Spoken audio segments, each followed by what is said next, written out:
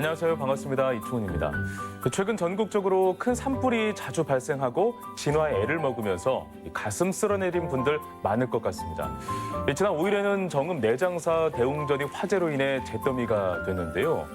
위험한 화재 현장에서 불길을 잡기 위해 애쓰는 소방관들의 노고가 더욱 감사하게 느껴지는 요즘입니다. 그런데 이러한 소방관들의 노고는 비단 화재 현장에서만 느낄 수 있는 게 아니죠. 갑작스러운 사고나 재난 현장에서도 소중한 생명을 지키기 위해서 소방관들이 늘 함께하고 있는데요.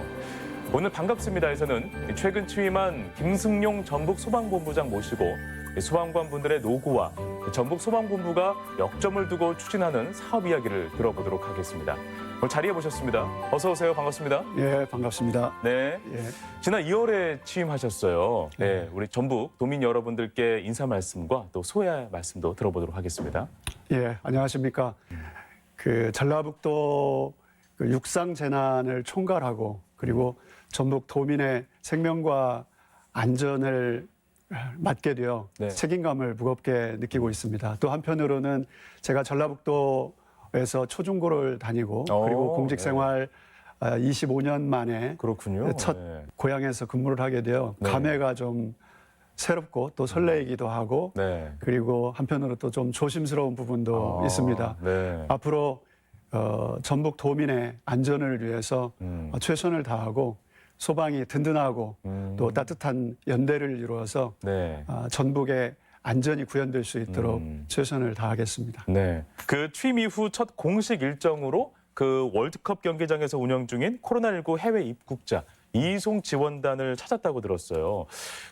이 소방관들의 업무도 코로나19 때문에 또 업무가 굉장히 좀 증폭하기도 했죠. 그렇죠. 네.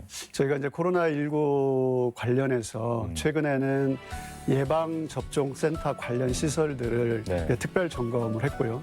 유사시 대비해서 관계자들의 소방안전 교육, 훈련들도 병행을 했습니다. 네. 그리고 지난 2월부터 지금 근 1년 동안 코로나19 관련해서 확진자 그리고 의심자, 자가격리자 등을 이송 업무를 담당을 하고 있습니다. 맞아요. 특히 네. 해외 이송 지원단을 운영을 해서 해외 입국자 중에서 전북 도로 들어오는 입국자들을 네네. 인천공항에서부터 전주 월드컵 경기장 그리고 보건소, 자가격리 장소까지 소방에서 원스톱으로 서비스를 제공하고 있습니다. 그렇군요. 그래서 근원적으로 해외에서 들어오는 그 감염 요소를 네. 원천적으로 좀 차단을 하고요.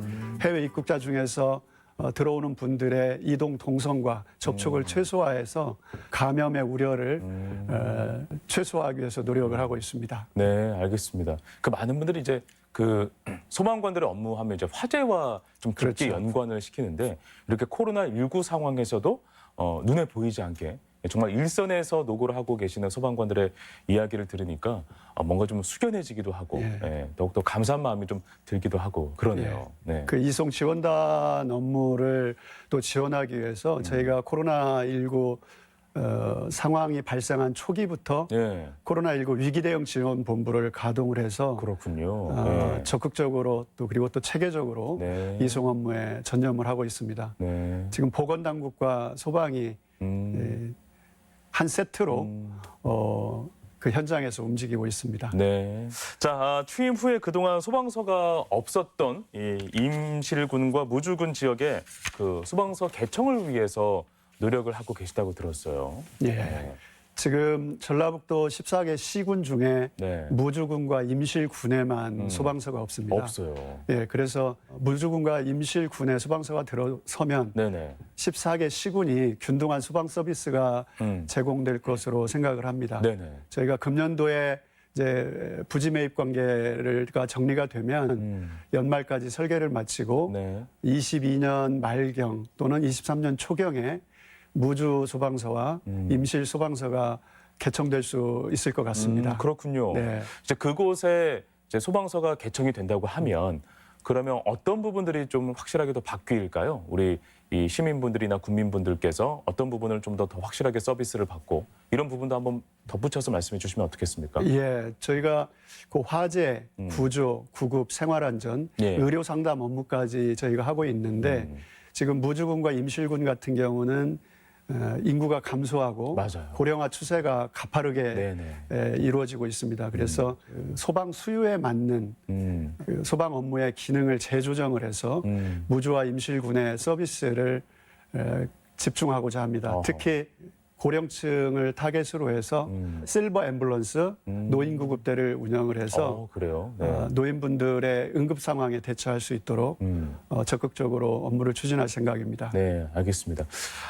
그 전북 지역에서 최근에 좀 큰 화재가 있었어요. 네, 무주에서도 큰 화재가 있었고, 그렇습니다. 얼마 예. 전에는 내장사에서도 있어서는 안 될 그런 화재가 있었습니다.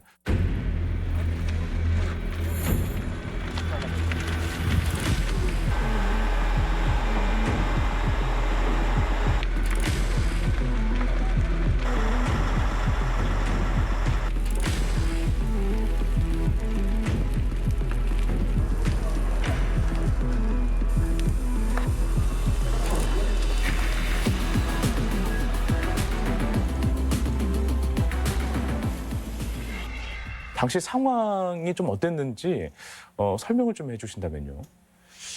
2월경에 그렇죠. 그 무주 리조트 화재가 네네. 발생을 했고요. 맞습니다. 초기에 화재가 너무 강했기 때문에 우세한 소방력을 투입시키기 위해서 대응 2단계가 발령이 돼서 어허. 긴급구조 통제단이 운영이 됐습니다. 네네. 그래서 큰 화재임에도 불구하고 초기에 대응을 잘해서 인명피해가 없었고요. 그리고 선착대 지휘관이 판단을 해서 예. 작전을 했고 그리고 특히 이 지붕 쪽에서 화재가 났기 때문에 네네.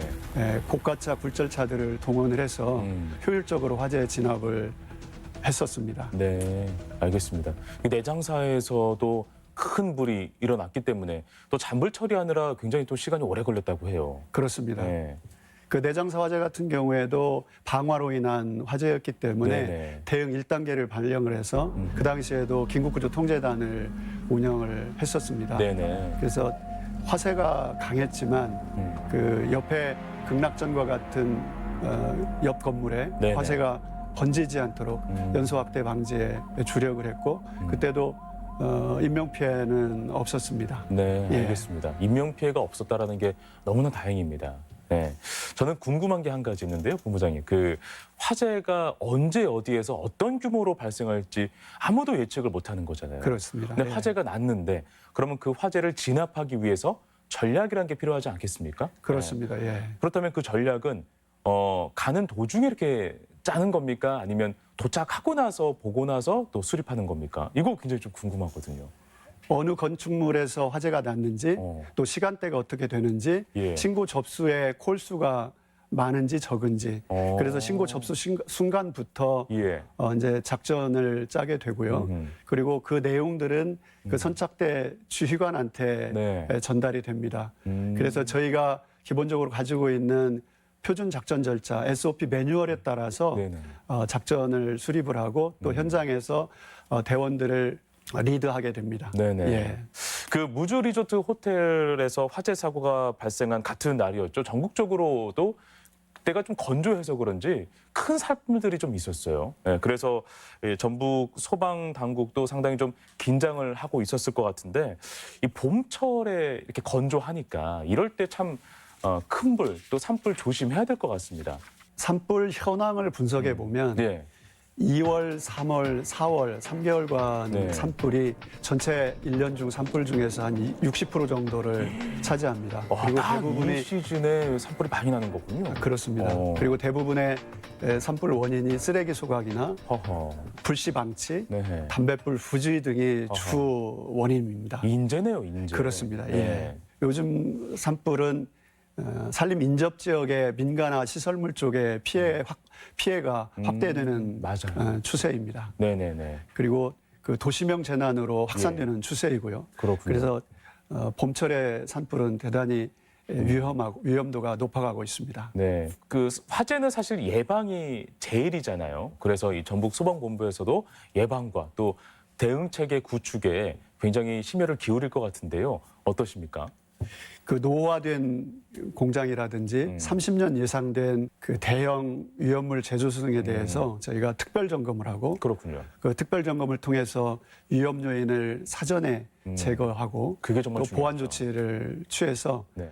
주거 시설 중에서 특히 독거노인이라든지 장애인, 맞아요. 기초생활수급자가 기거하고 있는 주거 시설들에 대한 소방안전 대책도 네. 추진을 해서 주택 화재로 인한 사망자 수를 저감시키기 위한 노력들을 병행을 하고 있습니다. 특히 재난 취약계층에 대한 화재 피해를 최소화하기 위해서 네네. 저희 관내 14만 8천 가구의 기초 소방시설 보급 사업을 지금 추진을 하고 있는데 네네. 저희가 10만 4천 가구 정도는 보급을 완료를 했습니다. 예. 그래서 22년까지 4만 가구 정도 추가로 기초 소방시설에 대한 보급 사업이 완료가 되면 네. 재난 취약계층의 주거 시설에 대한 안전이 주거 안전이 어느 정도 확보될 수 있다라고 네. 생각을 하고 있습니다. 알겠습니다. 예. 대응 체계 구축에도 이제 많은 또 힘을 기울이실 것 같습니다. 어떠십니까? 그 대형 화재가 발생을 하면 초기부터 우세한 소방력을 투입할 수 있도록 네. 대응 단계를 발령을 해서 그 신고 접수 순간부터 그 현장 주위까지 일사불란하게 움직일 수 있도록 빈틈없이 상황 관리하고 전기, 가스, 군, 그 경찰 등 유관기관과 협업을 통해서 효율적으로 재난에 대응해 나갈 것입니다. 네. 또한 다수 사상자가 발생하는 경우에는 환자 분류, 처치, 이송까지 병원 전 단계 응급의료 체계를 신속하게 가동을 해서 네네. 인명 피해를 최소화할 것입니다. 알겠습니다. 그 전북 지역 특성에 맞는 그런 체계도 상당히 좀 중요할 것 같습니다. 뭐 전북 특성에 맞는 뭐 화재 또는 뭐 구조 구급 대책 마련도 어찌 보면 신임 본부장님의 또 주요 과제이지 않을까 하는 생각이 있어요. 그렇다면 그런 방향성을 어떻게 갖고 계신지도 그 견해를 좀 들어보면 좋을 것 같은데요. 그 사람이 먼저 그 도민 안전 최우선이 전북 소방의 목표이면서 슬로건입니다. 네네. 그 첫째는 그 든든한 소방, 따뜻한 연대를 이룰 수 있도록 네. 하겠습니다. 그러니까 둘째는 선제적인 예방, 정교한 대응을 해나가도록 할 것입니다. 그리고 공정과 청렴의 가치를 실천할 수 있도록 네네. 하겠습니다. 좀 구체적으로 좀 더 말씀을 드리면 네네. 무주군과 임실군에 소방서를 개청을 해서 소방 안전 인프라가 완성될 수 있도록 할 것입니다. 네. 그리고 현재 52개 센터와 45개 지역대가 소방 안전의 그 벨트 역할을 하면서 네네. 전북 도민의 안전의 최후의 보루로서의 역할을 할 수 있도록 할 것입니다. 네네. 또 한 가지는 소방안전교육대, 소방항공대, 그리고 특수구조단을 좀 집적화해서 예. 소방안전타운을 조성하고자 합니다. 소방안전타운? 그렇습니다. 네. 아마 전북에서 소방안전타운이 만들어지면 예. 전북 도민의 안전의 품격이 한 단계 높아질 것으로 어허. 기대를 하고 있습니다. 예. 그리고 따뜻한 연대를 이루어서 예. 화재 피해 주민에 대한 네네. 지원 사업을 하고 있는데요. 예, 예. 해피하우스와 같은 신축 사업을 통해서 화재 피해로 인한 주거 환경이 불안정한 상황에 있는 분들 중에서 재난 취약계층에 있는 분들한테 해피하우스를 제공을 해서 안정적인 일상의 생활로 빨리 복귀할 수 있도록 예. 도움을 주고 있고요. 그리고 예. 피해 복구 지원 사업도 저희가 지속적으로 할 생각이고 소정의 숙박비 지원 사업도 있습니다. 네. 굉장히 섬세하고 굉장히 세세하게 접근한다라는 생각이 들어요. 예. 예, 이 안전을 위해서라면 무엇이나 하겠다라는 그런 결의, 그런 계획이 엿보이는 순간이었습니다. 예. 그 영화 같은데 보니까요, 본부장님, 그 고층이나 또는 뭐 광범위하고 좀 어렵게 좀 진압을 해야 할 경우에는 이 첨단 장비들이 좀 투입이 되더라고요. 그렇습니다. 로봇이 들어가기도 하고 또는 뭐 드론이 활용되기도 하고 그래서 이러한 첨단 장비를 활용하는 것도 어쩌면 이제 전북 소방본부의 또 앞으로의 또 과제이고 또 반드시 해야 할 어떤 계획에 포함돼야 되지 않을까 하는 생각이 있어요. 이 부분에서는 또 어떻게 말씀해 주실 수 있을까요? 예, 저희가 전주 한옥마을에 네. 그 드론을 활용한 화재 감시 시스템 그 시범 운영을 하고 있습니다. 그렇군요. 예. 그래서 열화상 카메라를 탑재해서 예. 주기적으로 항공에서 한옥마을을 순찰을 해서 예. 이상 징후가 감지가 되면 119 상황실에 그 징후 내용들이 네네. 영상을 포함한 징후 내용들이 통지가 됩니다. 예. 이번 시범 운영을 통해서 효과성이 분석이 되면 예. 남부시장이나 모래내 시장과 같은 네. 취약시장, 전통시장 이 부분에도 드론을 활용한 화재 감시 시스템을 적용해 볼 생각입니다. 그렇군요. 그럼 화재 이제 드론 같은 경우에는 어찌 보면 예방과 관련된 이제 첨단 장비라고 할 수가 있겠네요. 그렇다면 화재 진압에서의 첨단 장비도 또 있을 것 같은데요. 어떻습니까? 예, 저희가 수색 구조 시스템을 좀 보완하고 개선할 필요가 있는데요. 예.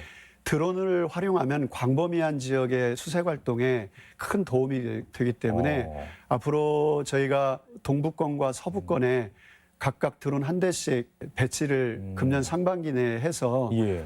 드론을 이용한 수색 구조 시스템을 좀 고도화시킬 생각을 하고 있고 그렇군요. 중장기적으로는 동서남북권의 예. 중심 소방서에 드론을 한 대 이상 배치를 해서 네. 수색 구조 시스템에 대한 부분을 보완하고자 합니다. 네, 알겠습니다. 그럼 뭐 실종된 사람이라든지 좀 더 골든 타임 안에 재빨리 구조할 수 있는 또 모습이 나오기도 하겠네요. 그렇습니다. 네, 알겠습니다. 그 소방차를 보면 이렇게 빨간색이 있고, 예. 그리고 또 노란색이 있지 않습니까? 그렇죠. 이거는 무슨 차이가 있는지 저도 좀 궁금하기도 합니다. 예. 예, 대부분의 소방차는 빨간색이고요. 그렇죠. 예. 노란색은 그 숫자는 많지 않은데 대부분 화학차입니다. 화학차. 유류 화재나 유해화학 물질 화재 사고 시에 진압할 수 있는 화학 약품을 폼을 탑재한 그렇군요. 화학차인데 예. 대부분 노란색으로 되어 있습니다. 그 이제 화학 이야기가 나왔으니까 왜 그 영화 보셨습니까? 엑시트라는 예. 영화 본부장님도 보셨죠? 예. 거기 보면 그 화학 물질 사고의 위험성을 또 부각시킨 영화 아니겠습니까? 전북 소방본부도 이 화학 사고의 대응을 꽤 하고 계실 것 같은데요. 예, 저희가 그 유해 화학 물질 등에 대한 화학 사고에 대비해서 그 전주 덕진에 그 화생방 분석차가 있고요. 네네. 그 금년 2월에 분산 지역에 배치한 그 화생방 제독차가 있습니다. 네네. 그리고 중앙 119 구조본부 익산센터에 고성능 화학차가 있고요. 그래서 유사시에 대응할 수 있는 장비들을 시스템을 구축해 놓고 있습니다. 그리고 전담 교육팀도 운영을 해서 네. 전문 인력들이 상황이 발생하면 신속하게 정확하게 대응할 수 있도록 그렇군요. 평상시에 교육 훈련 체계를 갖추고 있습니다. 네, 알겠습니다.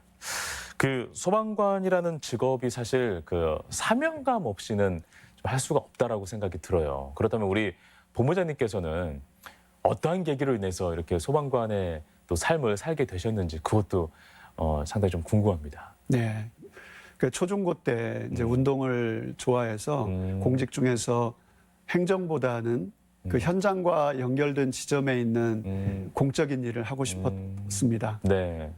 그리고 이제 직접적 계기는 90년대 중반에 성수대교 붕괴 사고, 삼풍백화점 붕괴 사고의 영향을 받았고 예. 그해 소방관 시험을 봐서 이제 소방관 생활을 시작을 하게 되었습니다. 그렇군요.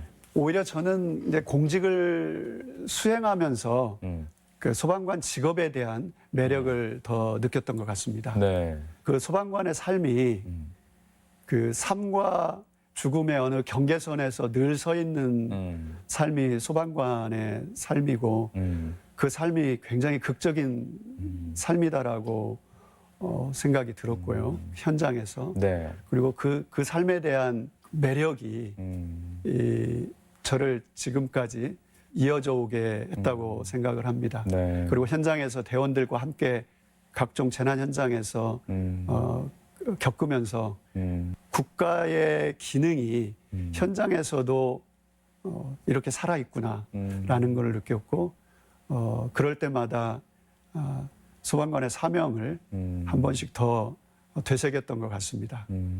뭐 다른 뭐 공직의 역할을 수행하는 공무원분들이 상당히 많지만 뭐 제가 개인적으로 생각하기에 소방관분들은 어쨌든 그 생사의 갈림길에서 서로 이렇게 의지하고 투쟁하고 하는 경험을 하다 보니까 그 동료애가 또 다른 직군과 비교해서 월등히 높을 것 같거든요. 이 부분도 맞는 이야기입니까? 그건 당연한 말씀일 것 같고요. 왜냐하면 그 팀워크나 그 동료애가 없으면 그 현장에서 효율적으로 대응하지 못할 수도 있고 또 한 사람이 위험에 크게 노출될 수 있기 때문에 동료애는 필수적인 요소라고 생각을 합니다. 알겠습니다. 네. 그 지난해 좀 안타까운 사건이었죠. 강연희 소방관 사건도 그렇고요. 또 많은 소방관 분들이 또 정신적으로 또 육체적으로 좀 어려움을 호소하는 경우가 있다고 들었습니다. 그래서 이 소방관들의 어떤 안전을 위한 그런 교육과 대책도 상당히 좀 중요할 것 같은데요. 이 부분에서는 어떻게 또 꾸리고 계십니까? 소방 공무원들이 현장에서 외상후 스트레스도 많이 겪고 각종 스트레스에 많이 노출되어 있는데 그런 고충을 갖고 있는 소방관들을 위해서 찾아가는 상담실을 운영을 하고 있습니다. 그렇군요. 전문 상담 인력들을 각 소방서에 파견을 해서 전문 상담사들이 직접 소방관들을 찾아가서 면담을 하고 기록 관리를 해서 소방관들의 심리 지원 프로그램들을 운영을 하고 있습니다. 또 각 소방서에서 심신 안정실을 운영을 해서 평상시에 받은 스트레스를 해소할 수 있도록 공간을 제공을 하고 있습니다. 알겠습니다. 네. 자, 이제 마지막 말씀을 듣도록 하겠습니다. 전북 소방본부장으로서 도민들에게 하고 싶은 말씀이 있으실 텐데요. 마지막으로 한번 좀 들어볼까요? 사람이 먼저 도민 안전 최우선이라는 목표를 가지고 전북 소방공무원과 의용소방대원들이 일치 단결해서 최선을 다할 수 있도록 하겠습니다. 그리고 코로나 시대가 빨리 종식돼서 전북 도민들이 일상으로 빨리 회복될 수 있기를 바라는 마음 간절합니다. 네, 알겠습니다. 네. 오늘 김승용 전북 소방본부장님의 말씀을 들으면서 이 현장에서 노고하고 있는 소방관들의 모습을 느낄 수도 있었지만 어쩌면 더 큰 재난, 더 안전한 사회를 만들기 위해서는 우리 각자가 모두 각자 위치에서 소방관의 역할을 해야 되지 않을까라는 생각도 좀 드는 그런 오늘 시간이었던 것 같습니다. 네, 오늘 말씀은 여기까지 듣도록 하겠습니다. 오늘 고맙습니다. 예, 고맙습니다. 네.